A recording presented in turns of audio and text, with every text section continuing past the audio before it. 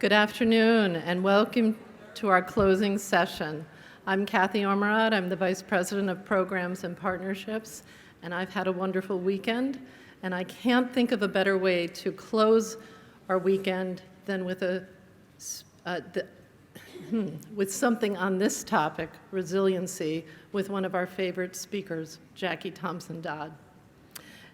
Jacci's going to speak for approximately 45 minutes, and then we'll have about 15 minutes to take your questions, and we will do it via text.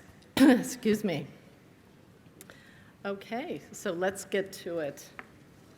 Jacci Thompson-Dodd comes to us as a women's health educator and licensed advanced social worker, and she has over a decade of serving the cancer community.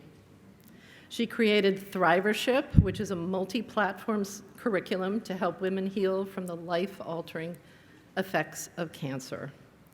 She served as a consulting member of the psycho-oncology team at Swedish Cancer Institute in Seattle, Washington.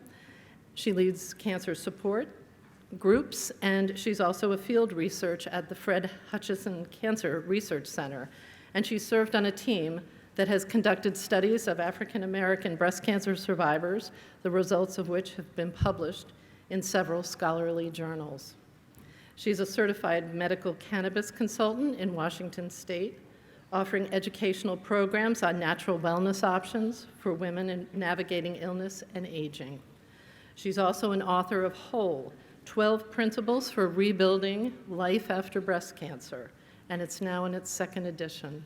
So please join me in welcoming Jacci Thompson-Dodd.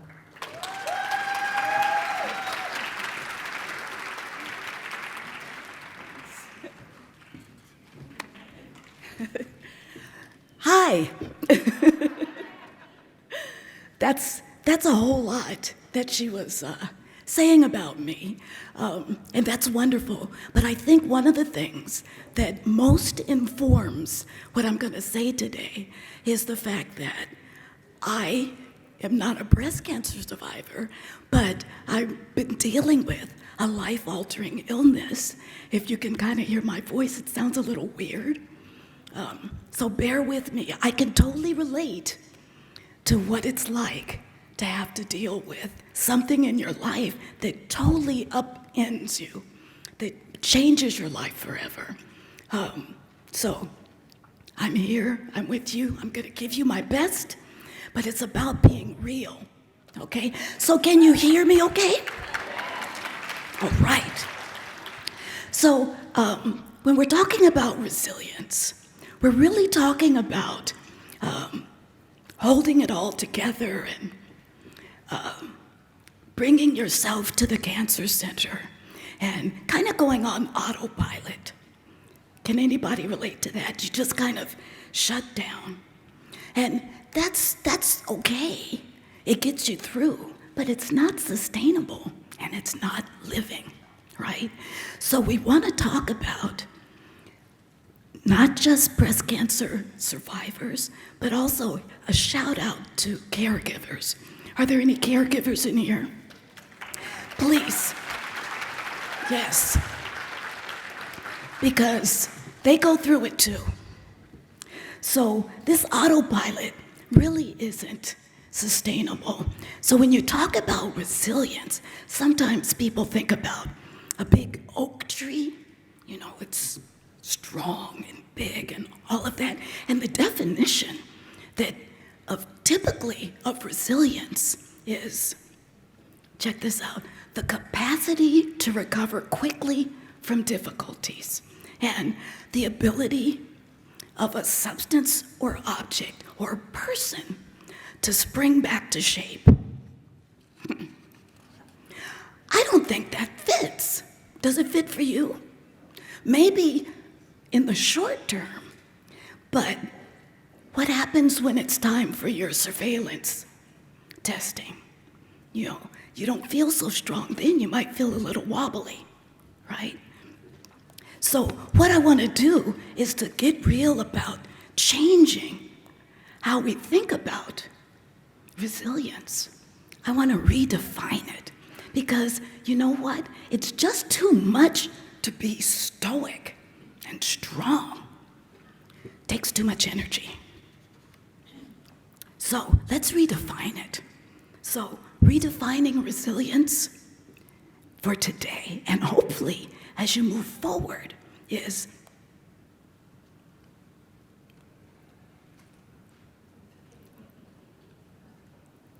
I'm going back because my slide, there it is.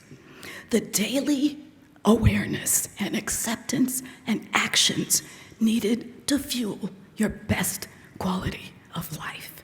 So how do you do that? Radical self-care. Radical self-care. That means you first. That's a radical idea.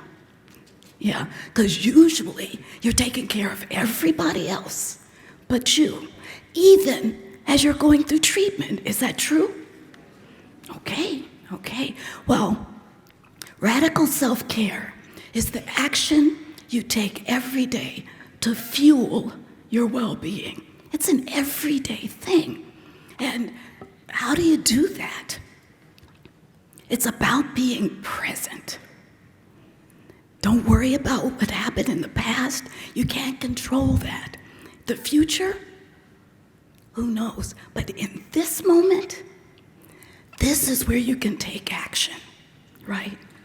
So we rarely do it for ourselves, but there's some action steps. I've got 10 of them that I'm gonna whip through that's gonna get you started on doing that bamboo, feeling like more resilient, more pliable, more flexible, okay? So you ready? Because we're gonna whip through this kind of quick. But my goal is, I'm not gonna give you a plan that's gonna work for each one of you. Hopefully, what we're doing is giving you information so that you can discover and create your own plan. Doesn't that make sense? Okay, so the first step is to observe, right? Have a look at what's going on with you, really, what's working, what's not working. So how do you do that? Well, one of the first steps is journaling.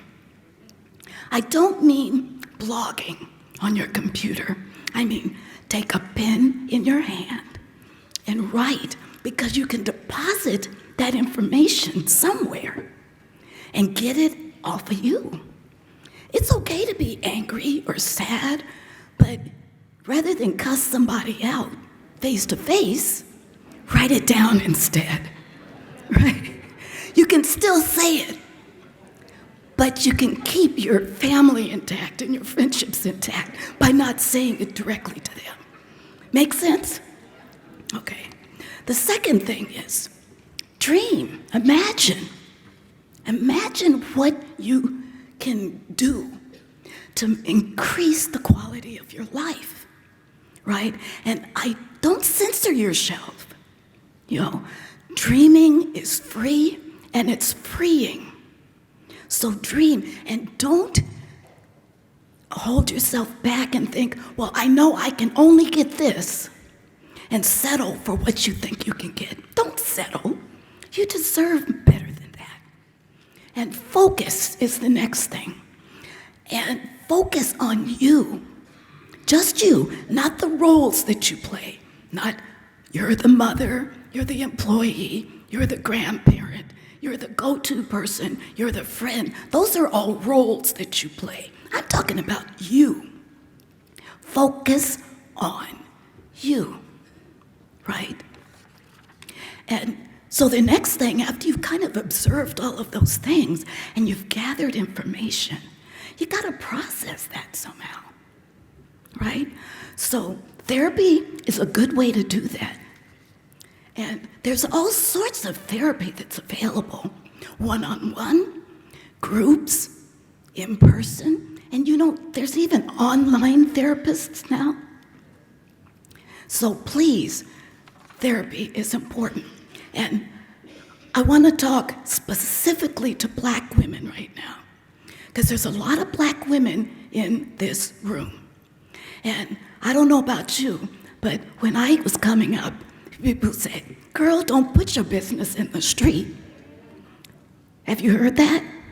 And you don't talk, right? And maybe it's okay not to tell what you think of your best friend, some of the things that are going on inside. But there are Black therapists that have specialized cultural affinity that can make it easier for you to work through some issues. I have a therapist, dynamic Black woman. I've been seeing her for 3 years. She's been helping me through my journey. And there's a wonderful resource called Therapy for Black Girls. Check it out. Support groups at your cancer center, in your communities. You can really get a lot done by talking with people who are going through the same thing that you are, right? But here's the most important slide. Meditation, prayer, chanting. Because what you have to do to really fuel your resilience is to give special attention to that spiritual core that everybody has inside. Everybody has it. You know, it's like that little voice inside, that intuition. You know what I'm talking about? That tells you, girl, don't do that. Or maybe you should do this. Or don't go there, go here. When you chant, you meditate, you pray, you're amplifying the volume of that voice. Listen to it. It's wisdom for your life, unique to you. Okay? So if you don't hear anything else I said, talk with yourself through prayer to be able to strengthen that. And you know, be patient with yourself. So many people said, I should be able to do this by now, or I should be able to do that. Please, don't should on yourself. Do not should on yourself. Be patient, right? Yes, I didn't say the other S word. I said should. But, you can use the other one too if you want. You know, that works. Okay, so you've gathered some information and you're starting to process it. So what's the next thing you do? You have to prioritize this, you know, and you first. Remember, I said you first. So does anybody write lists to kind of get organized? By show of hands, a lot of you in here, and that's great. But it's kind of a two-edged sword because you can get a list and you can feel good, but if that list starts to get real long, you can get pretty overwhelmed, right? So still make your list, but then cut it in half. And I'm not saying just take the top half. I'm saying go through that list and pick out about half. And then from that half list, pick one thing. It's better to do one thing well than a whole lot of stuff kind of, sort of. What? One thing well. And the other thing is, if you notice on that list, there are a lot of things that you can delegate. You think you're the only one who can do it, but you're not. You know, I mean, you're important, you're wonderful, but other people can do some of these things. So if you're making your lunches for your kids, or doing their laundry, or all that kind of stuff, I don't care how small they are, they can start learning that stuff. You don't have to do it all, right? So you're making a list. You're renegotiating relationships. This is about boundaries. Okay? Because there's a whole lot of people that have been in your life that think that they can just come in, take over, or they're entitled to certain information. And you know what? There's so many people in your life, I'm going to just be real, that even though they've been in your life a long time, they're kind of toxic. You know, they've got their interest in heart, not yours. They just want to be close enough to get some information so they can do whatever they want to with it. No. Those kind of people, kind of push them off to the side. But there's some new people that you might meet that you want to bring in close. So push the toxins away and bring the healing energy closer. Make sense? Okay, here's the next one. Just say no. You know, so many of you are people pleasers, right? And somehow you say yes because you think that it gives you a sense of purpose, you feel valued and all of that. No, Saying no is freeing, it's liberating. Try it. It really does work.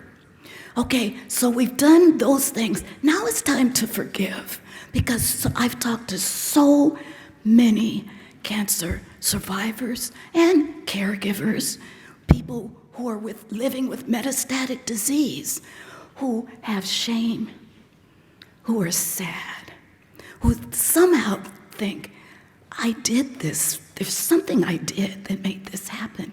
No, don't go there. Forgive yourself. Be kind to yourself. Let go. Let go. You're carrying around a burden that you don't need. Please, let it go. Start to see yourself differently, right?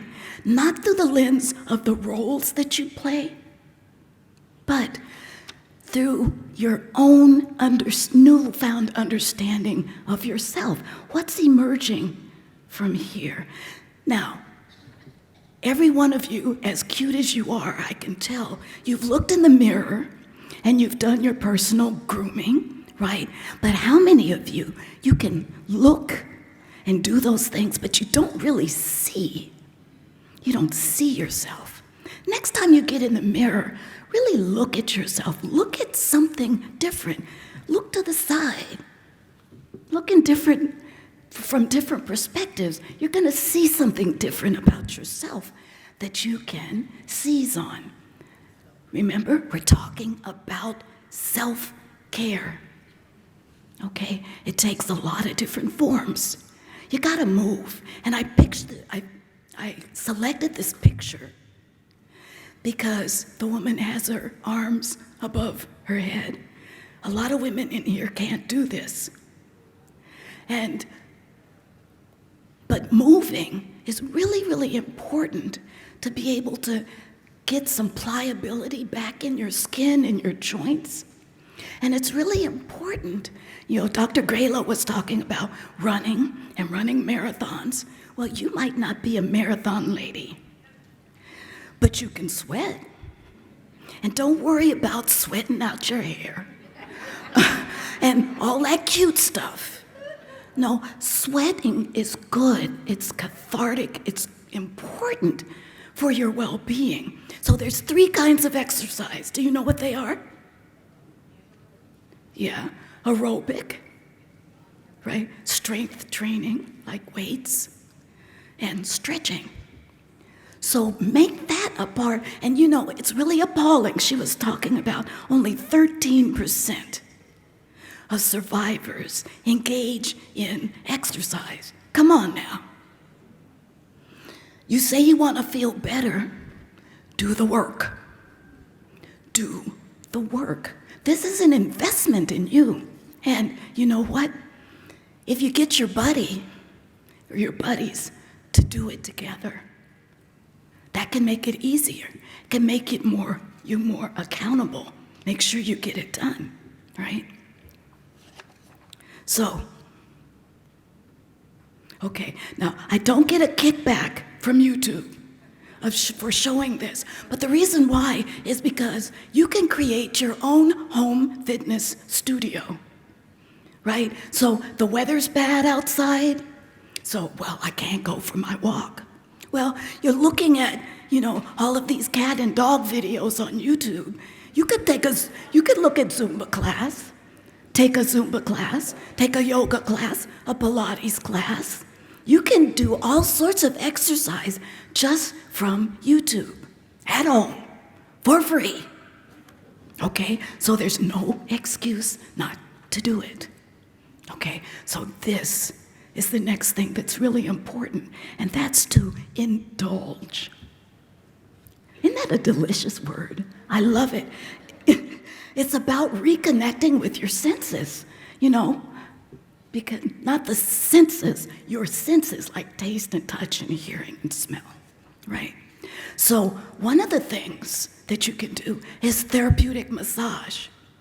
So lymphatic massage, you can really get adhesions released through massage. You can do myofascial release, which is, we hold so much tension in our bodies. You can really get that moving, and that's what's important. The next one, you check this out. This woman is soaking in her tub and eating takeout. I love this picture. I love this picture. She's taking care of all of the senses at once, but it's great, isn't it? I mean, come on, why not? You might as well. You might as well. Okay, so this is about solo play. What am I talking about? Right? Now your nether regions are really messed up because of your cancer treatment. Between the hormonal imbalances and the chemo and radiation and all that stuff, your stuff is dried out and crispy. It's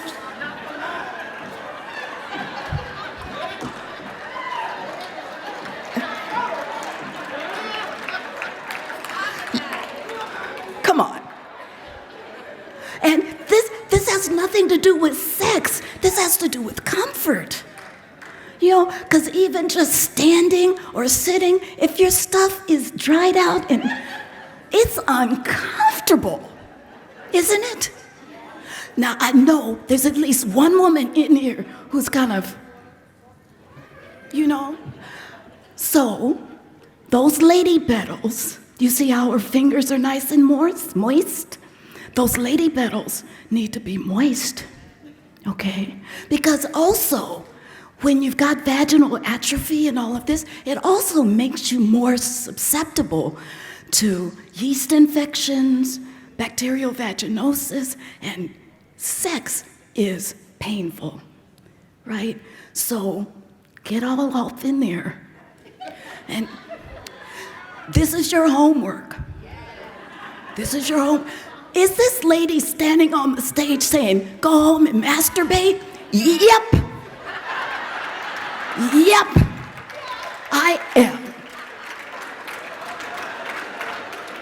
It's medicinal. Okay.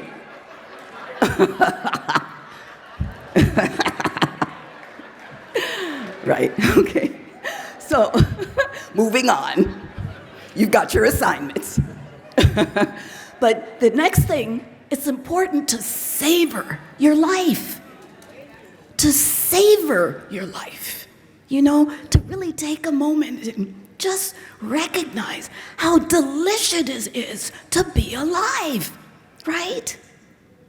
So how do we do that? Now, here's another. Spotify, they're not paying me. But this is another free thing. It's an app that you possibly already have on your phone, but you can put together your own playlists. A whole lot of them for upbeat and when you're sad and all of that. Mood music. Music is real important to make you feel better, right? So go for it. Cooking together is really, really great. It's a way to take care of you and your family. You get everybody involved. They're more likely to eat the kinds of things you need to eat to be more healthy if they help you make it, especially kids. If you let them play around with the stuff, they're more likely to eat it afterwards. So cook together, walk together. Get out in a neutral environment. You don't have to do brisk walking, just leisurely walking, and change your view can make you feel better, right? Be yourself. You see, this woman is out. She's had a double mastectomy, and she's baring her chest in public. Now, I'm not saying y'all need to do that, but I'm saying get comfortable in your own skin. There is no shame in having scars and things that have happened to you. Love yourself enough to embrace all of who you are. Be yourself, right? Snuggling is important, but with breast cancer survivors and patients, many times people don't know how to get close to you. They think they might hurt you. Show them how to get close. Let them, if they have to come off to the side, if they have to reach from the back, whatever it takes. But touch is important. It's a way to revitalize yourself. It's a way to reconnect with everyone in your life, right? Can you do that? Right? Have I bored you? You're so quiet. This is us together. Come on, let's go for it, right? So explore is another thing. Really, really important to do. And you're never too old to explore. Give yourself permission to do things that you've never done before. Hey, until you had breast cancer, you'd never done that before. So if you can manage with breast cancer, you can figure out some new other things to do. You think so? Yeah. Okay, great. So now, so many of you in here have phones. You're even I see you taking selfies. You've been taking pictures of me. Wonderful, thank you. But it's the camera in your phone can be a wonderful way to get a whole new hobby, photography.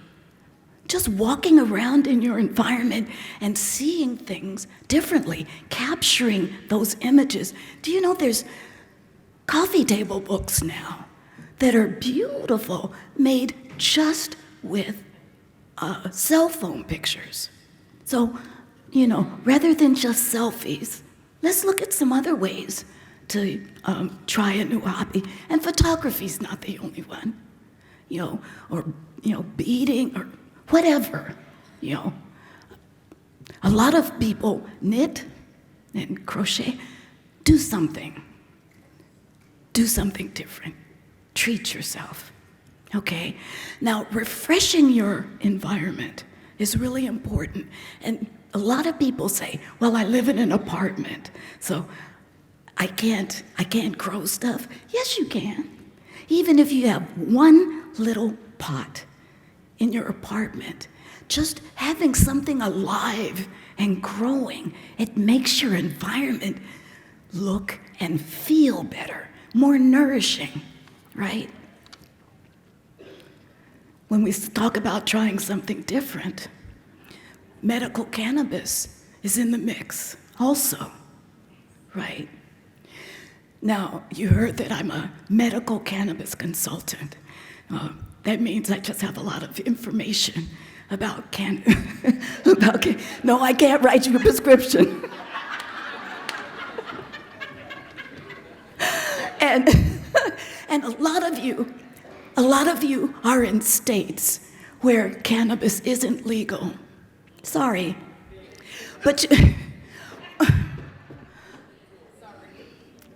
But in every state, people have been resourceful. And I know people smoke weed in places where it's not legal. I'm not endorsing that, so don't you go out and say that I did. But the point of it is, there's new studies every day. I've just read a wonderful study about how medical cannabis can help with neuropathy. It can help with anxiety, depression, pain. That's what got me into it, the pain of my own illness. And guess what? I sound weird, but I don't have pain. It works. But also, it's really, really important. It's not just about smoking weed. That's not the best way to do it, so please kind of step away from that. You can do teas, you can do tinctures, you can put topical, and you can go to any CVS in the country, and now they have CBD stuff. They have it in grocery stores. I was buying shoes the other day in DSW, and they had a whole rack of CBD products. Now, please, don't trust that stuff. But educate yourself about CBD. Educate yourself about it. Check out the CBD project, the CBD project. And they have so much valuable information about cannabis. And there are ways to incorporate it in your life. And one last beware, vape, no. Just don't do it. People are dying. There's all sorts of irritants. Smoking, vaping, don't do it. Educate yourself about other ways to use it. Okay, moving on. Complementary and functional medicine specialists. So there are naturopaths and osteopaths and homeopaths and acupuncturists, dietitians. There's all sorts of people who are healthcare professionals beyond your oncology team that can really help with the quality of your life. Ask. So many cancer centers now have affiliations with alternative. I hate using the word alternative, but complementary functional medicine specialists. And you know what? In states where cannabis is legal, there are even cannabinologists. These are doctors who use cannabis in treating patients. Cannabinologists, go figure. But they're there, so check them out. Is any of this helpful? Okay. Good. Okay, well, I'll keep going then.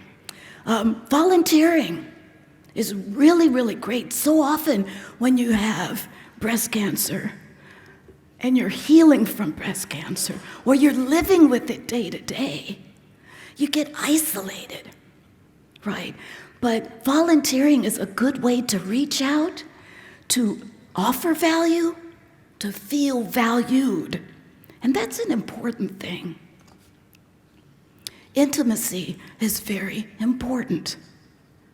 And your body is different now.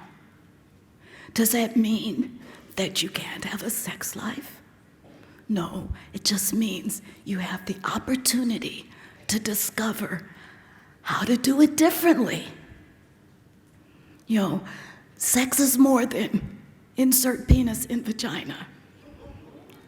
There's so much more pleasure to be had. Discover it. Look for it. Can you do that? Yes, somebody is really excited. I'm glad. It's important. It's life-affirming. Right? Right? Moving on. Getting rest is so important. Your energy is real different now. And so we're at the end of the day, you might be feeling kind of low energy.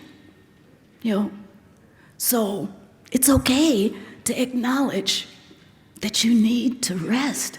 And here is a great way to do that. Unplug from your devices. Don't watch cable news for a while. I don't care if it's Fox or MSNBC or CNN or whatever. Don't do it for a while. Just the drone of all of that craziness, it brings you down. It does. Walk away from it for a few days. I'm not saying never go back. And you'll hear about what's going on. But don't do that. And guess what? Facebook, Twitter, Instagram, and all of those other platforms, walk away from them too.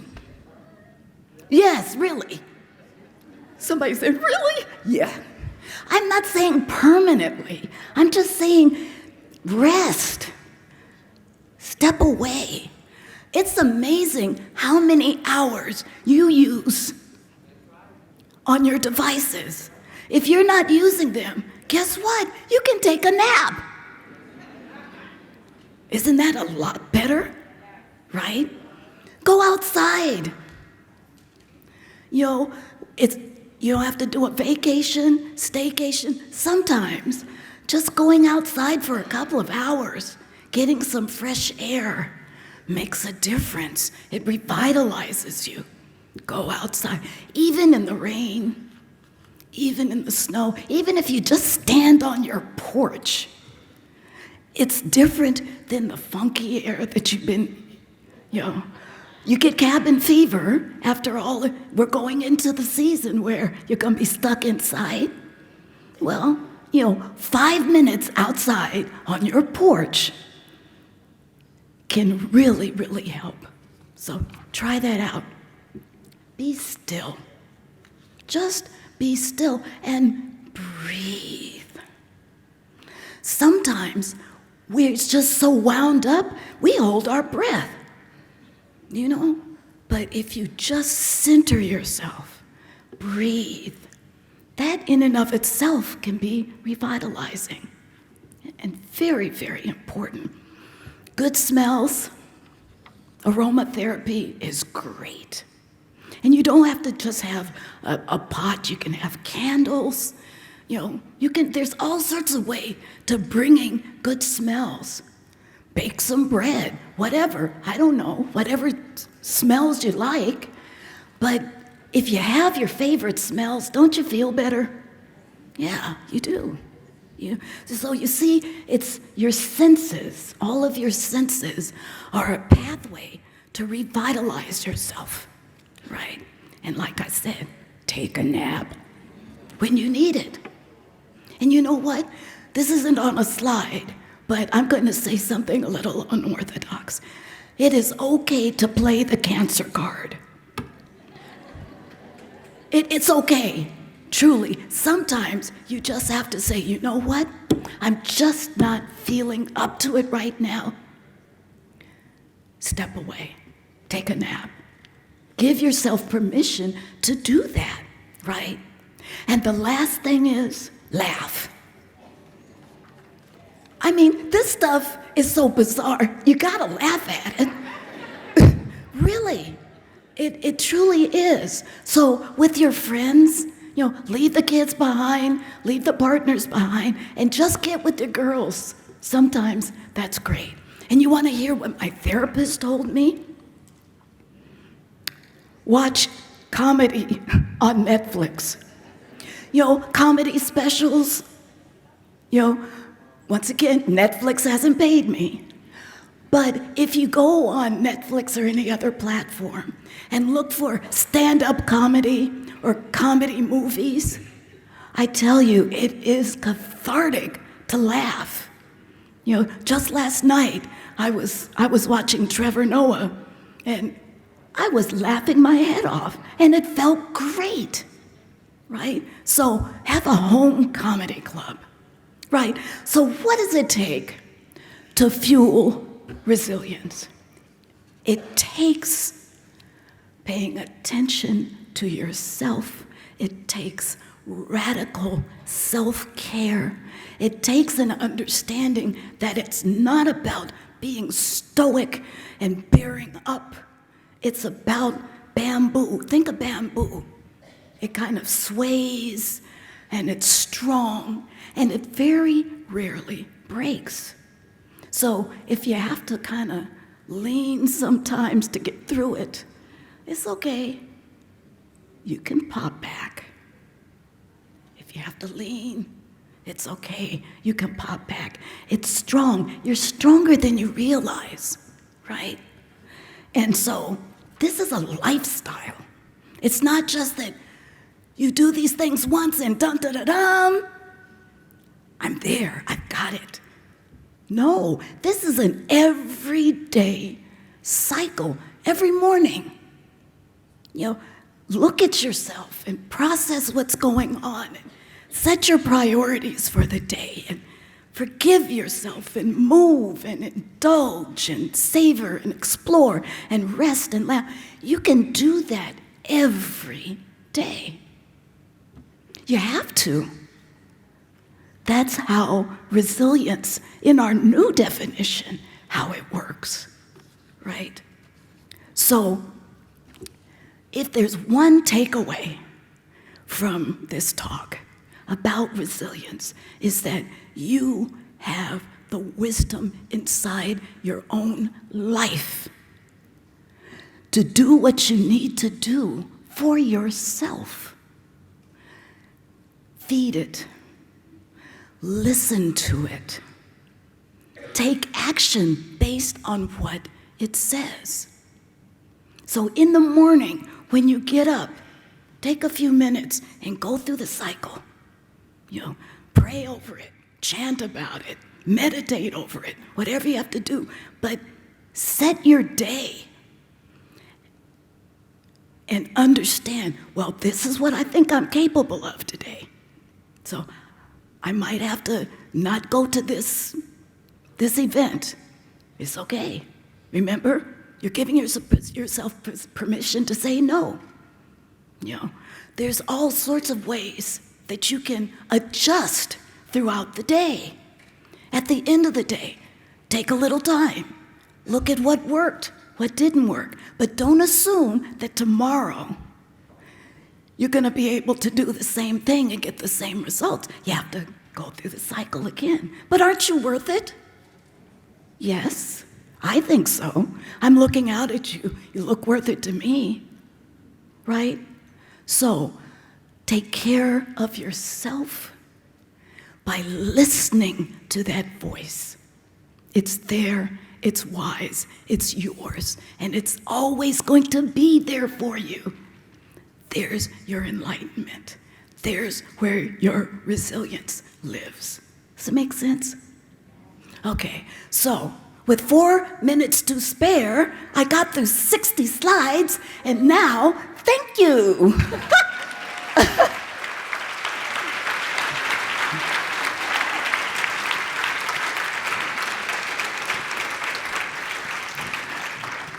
So, I have this website called Live Thrivership, and you can go on there.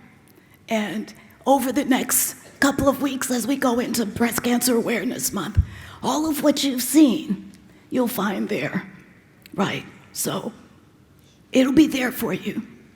I'll be there waiting for you. So go to Live Thrivership, right? And you'll get all of this information. And we'll keep having a dialogue about this, right? Because self-care is essential. Yes. Oh, yes, it is. So with that, are there any questions? Okay, we'll take questions by text.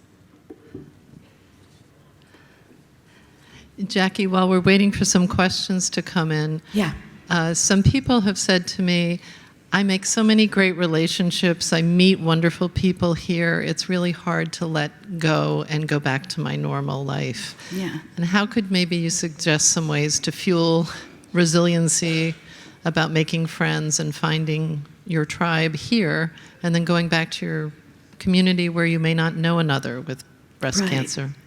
That's why I'm online, why LBBC is online. So many resources that that you have been introduced today, they're there waiting for you. You can take them with you. You can introduce your friends to them, right? So I really believe, now, on one side I said, unplug from your devices, but this, use it. Because it's a powerful way to build community. And it's really, really good to be able to reach out to people who have your same experience, because sometimes in your own circle, you end up taking care of other people rather than being taken care of, right? So this is a way to be able to build community. Great. Thank you. Go ahead. Yeah. Anything else? I know we're at the end of the day. You're tired. Yeah. Okay, we have a question saying she's very interested in therapy, but she's afraid, and how can she feel okay with trying therapy? Well, first of all, we have to destigmatize therapy. It's not just for crazy people. Therapy, I mean, it's good for that. But it's also important to recognize that your mental and emotional health needs support. You're going to the doctor for your physical health, and you don't have a problem with that. You need them. Well, your mental and emotional health needs it too. And there's so many different kinds of therapy that you can find something that works for you. Some people don't feel comfortable face to face with someone. You can do it online. Sometimes you don't want to do one-on-one, but there's group therapy. The most important thing is to recognize that you have the right to interview therapists. Don't just take anybody. Make them work for your business, because there is somebody for everybody. So no stigma, being flexible about how you do it, and then giving yourself permission to actually do it. That's one of those other components about radical self-care. You have to step outside of your comfort zone. But that's okay. That's okay. All of this is new, and it's cookie, and it's ugly, and it's hard to deal with. But we're here to help you. So really take advantage of that help. It'll make the quality of your life so much better, so much richer if you do that. Do you have suggestions for finding therapists? We have a couple questions: how to find a therapist, and in particular, how to find a Black therapist in your area. Yes. blackgirltherapists.com. Therapy, it's called therapyforblackgirls.com. And it is a national registry. There are Black female therapists in every state. So that's one good resource. The American Psychological Association, also APA, is a good place to go. They have directories of therapists in your area. So once again, I've told you not to go online, but you gotta go online to start there. Yeah, makes sense? That makes a lot of sense. Yeah. Thank you for the questions, and thank you for your wonderful answers.